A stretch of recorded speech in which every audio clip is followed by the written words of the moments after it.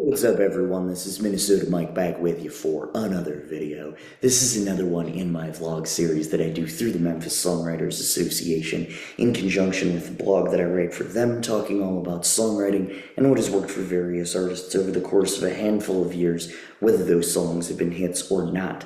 So this latest kick that I'm on is called Ode to Odes, and it's exactly what it sounds like. We are saluting odes, the songs that are odes.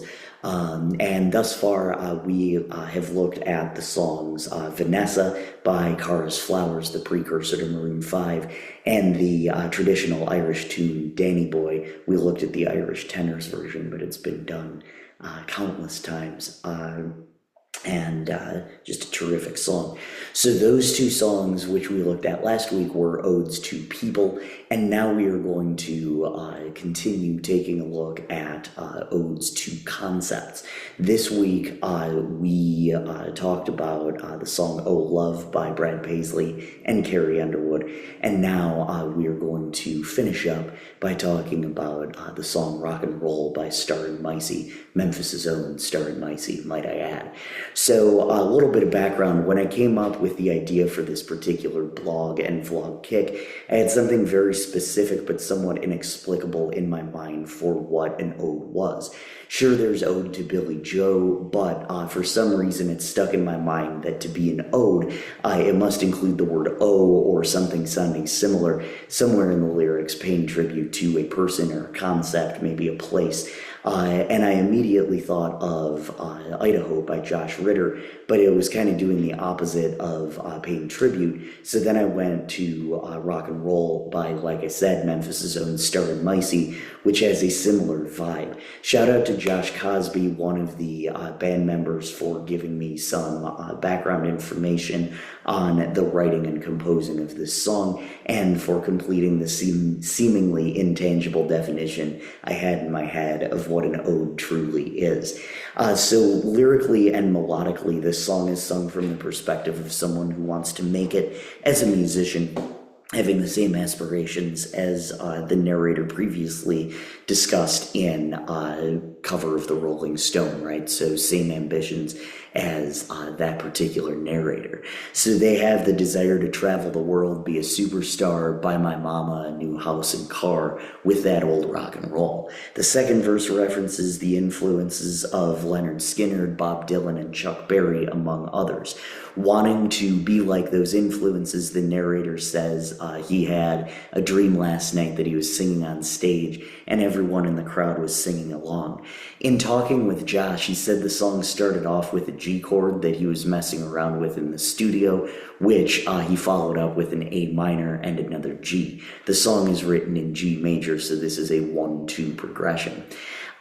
So drummer Jeremy Stanfill caught on to what Josh was doing and added some drums in the second verse, somewhat of accidental timing, but it fits well, building slightly but building in intensity each time while keeping the vibe all throughout the song. So Jeremy also scattered some lyrics that formed the basis of the words in this particular song.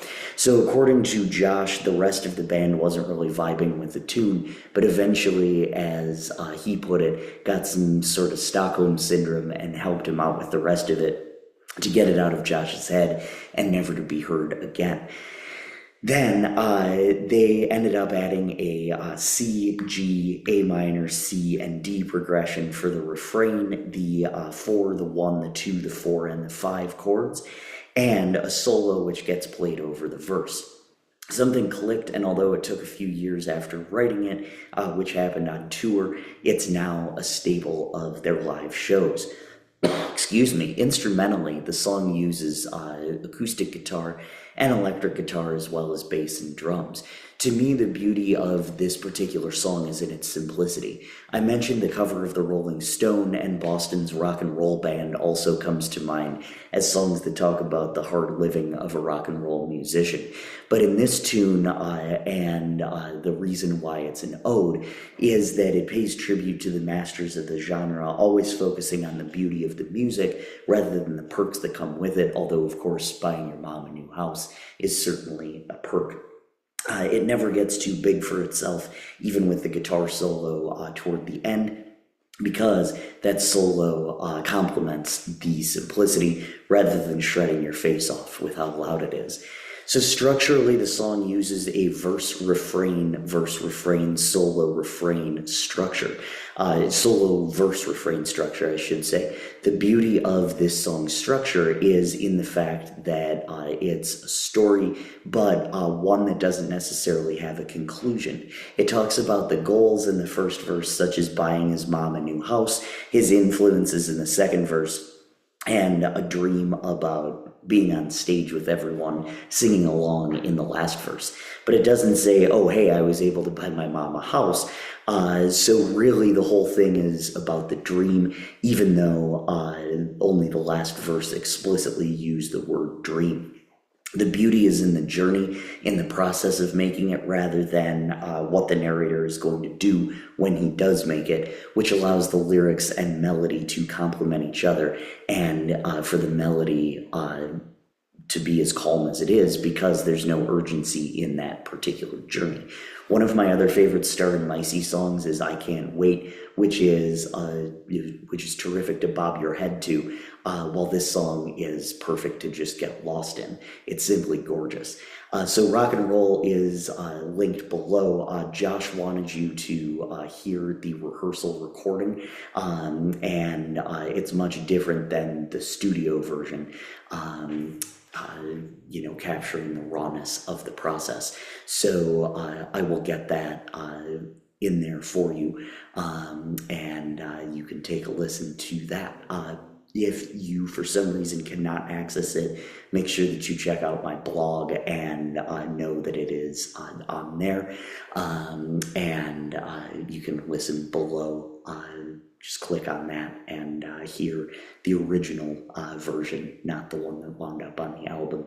But shout out to Josh once again for helping me with this particular song. I always put it out there for musicians to be like, hey, anything you want me to know, anything I might have gotten wrong or whatever. And Josh gave me so much information to work with. It was absolutely terrific. So I really appreciate him. Make sure if you're in Memphis that you go check out a Star and Micey show. And then, they'll play this song, I'm sure. And then make sure you, just stream the crap out of their stuff too.